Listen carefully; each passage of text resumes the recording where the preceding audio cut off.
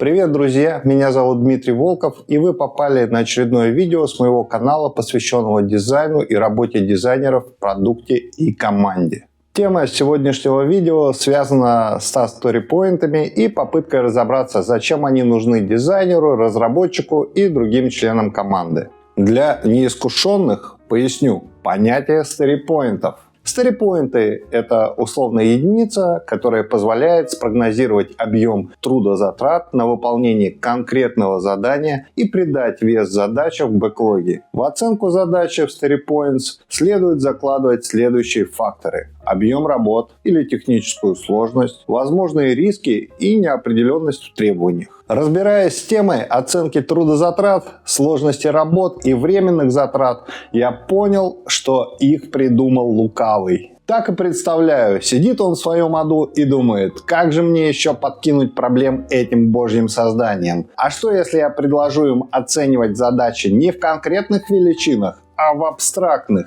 Им же придется ломать голову, как понять, сколько дней, недель, людей нужно, чтобы достроить Ноев ковчег в сторипоинтах. А еще нужно найти людей, которые умеют считать сторипоинты, и чтобы они научили других. Идея хороша, запускаем в прод. Шутки шутками, но давайте поговорим сначала о том, кто предложил использовать сторипоинты.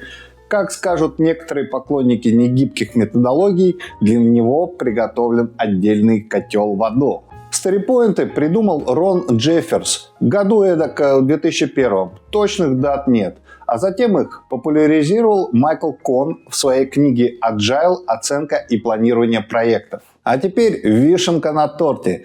Такая огромная, я бы сказал, вишенка. Рон Джефферс в 2019 году выпустил статью «Пересмотр сторипоинтов». Ссылочку на статью я прикреплю в описании. Там же есть ссылки на другие мои ресурсы и телеграм-канал. Рон вообще удивляется, что идею сторипоинтов приняли скрам-команды, и есть небольшое местечко, где они применяют их правильно. Что же изначально стояло за сторипоинтами? Как считать их предлагал Рон? Изначально пользовательские истории оценивались по времени, которое потребуется для реализации их закрытия. По времени. Кажется, сейчас от инфаркта потеряли очередного доку по скраму и аджайлу.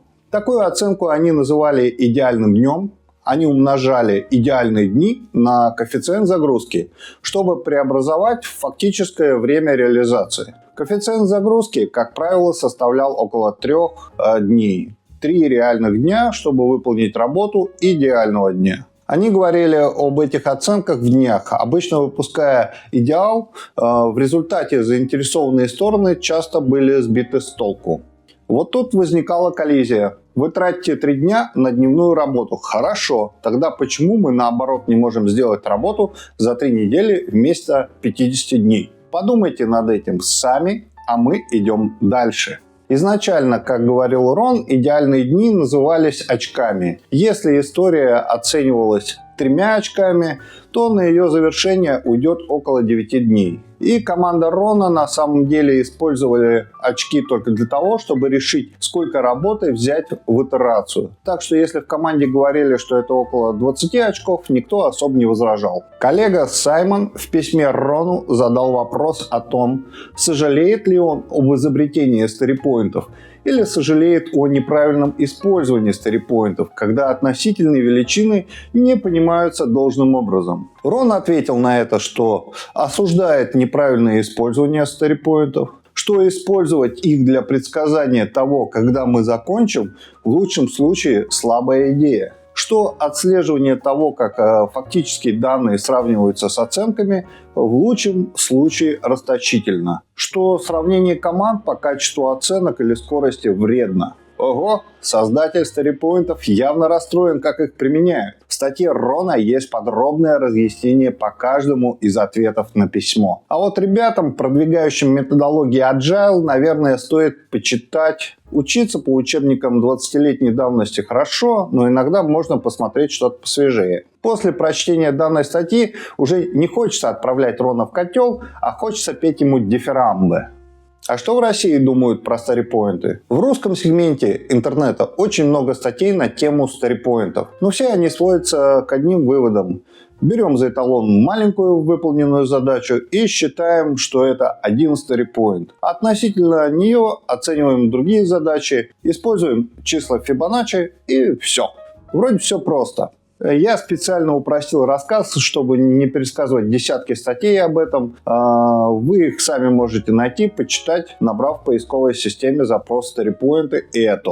Меня разрывает на части, что, пытаясь топить за старипоинты, люди противопоставляют их оценкам по времени. Типа вот в старипоинтах можно оценить задачу по-быстрому. Конечно, можно по-быстрому посчитать. Это же относительная величина. Тычем пальцем в небо, ориентируясь на прошлые тыки. И несут они бизнесу оценки в старипоинтах. А бизнесу плевать, сколько будет это весить в старипоинтах. Вы им дату релиза назначите. Скажите бизнесу, когда то, что будет сделано и будет приносить бабло. Знающие люди подтвердят то, что некоторые команды, чтобы не ломать головы, приравнивают старипоинты к часам и прекрасно живут с этим. Вроде мы с вами, ребята из гибких методологий, но то, что вы предлагаете, фигня. Этакие волки в овечьих шкурах. Чтобы найти эту минимальную задачу, от которой будет отталкиваться команда, нужно еще копий поломать много. И мы ее нашли, задачу эту. А тут у нас уходит сеньор-разработчик и дизайнер. Приходят новые. Что делать? Уровень их неизвестен. Оценки старые уже не играют роли. Похоже, надо искать типовую задачу снова, которая будет работать до следующей смены состава. Если меня смотрят спецы, которые не одну собаку съели, то напишите, пожалуйста, что не так с этим миром. Я вот не нашел сильных аргументов и за старипоинты, ни за оценку в часах. Я работал в компании, где при оценке в часах давались грубые оценки. Даже термин был «грубая оценка». Сделаем задачу за 48 часов. Но это не точно. Чем лучше звучит «сделаем задачу за 6 старипоинтов», чем «сделаем за 48 часов». И в эти 48 часов заложена сложность задачи, объем задачи и риски. В любом случае у вас есть крайняя дата сдачи работы. Вот я работаю с 10 командами, в каждой команде свои величины старипоинтов, и в каждой команде они считаются по-своему. А это нужно держать в голове, чтобы конвертировать эти старипоинты, понимать, когда что будет готово. В общем, со временем я пришел к выводу, что старипоинты и дедлайны не могут жить вместе. Но это и в умных книжках пишут. Ведь о чем говорит оценка в старипоинтах? Она нам говорит о том, что я могу оценить сложность задачи, но не могу оценить конкретное количество часов, которые я на нее потрачу. Не могу назвать дедлайн. Поэтому, основываясь на исторических данных, вы можете получить результат в промежутке от 3 до 4 недель. А теперь представим инвестора, который пришел в команду разработки и говорит, что хочет получить приложение до конца года. И оно ему реально нужно в конце года. Команда стоит 10 рублей в месяц. Это конкретная величина. Финансирование проекта есть на 10 месяцев. И на конкретный вопрос «сделайте?» он получает ответ «конечно, сделаем». И никаких оценок в старипоинтах. Владелец команды хочет заработать на зарплату, офис и другие издержки. Разумеется, возможен вариант торговли. Команда оценила проект и сказала, что сможем сделать за 12 месяцев. Тогда инвестор может отодвинуть дедлайн. Где же старипоинты? Нет их.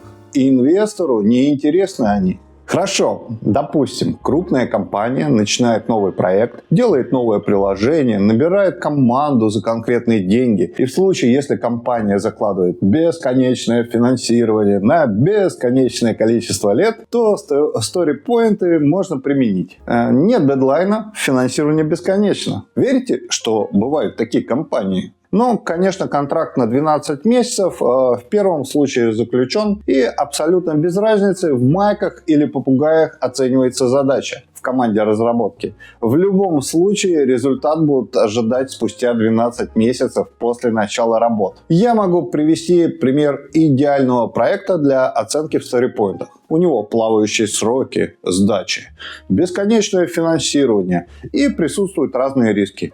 Это проект строительства космодрома «Восточный». Если покопаться, то и на Западе присутствуют такие же проекты. В заключение я хотел бы сказать, что оценка задач – это достаточно сложный процесс. Попытка ввести StoryPoint – это попытка его облегчить. Но вместе с тем множество статей и ресурсов не учат, как до бизнеса донести восприятие оценки. Бизнес платит конкретные деньги. Бизнесу не нравится, что за конкретные деньги он получает неконкретные оценки. В случае отсутствия конкретики, другие службы, например, маркетинг, не могут планировать начало рекламных кампаний, что вредит продажам. Даже хочется организовать круглый стол, где будут присутствовать менеджеры продукта, представители команды разработки, маркетологи, отдел продаж, отдел технической поддержки. Взять на этом круглом столе задачу вида «Новая услуга в мобильном приложении», где ее оценят в StoryPoint разработчики и посмотреть, как будут реагировать остальные необходимые для продукта направления. Такого формата я еще не встречал. На этом все. Подписывайтесь на канал, ставьте лайки и оставляйте комментарии.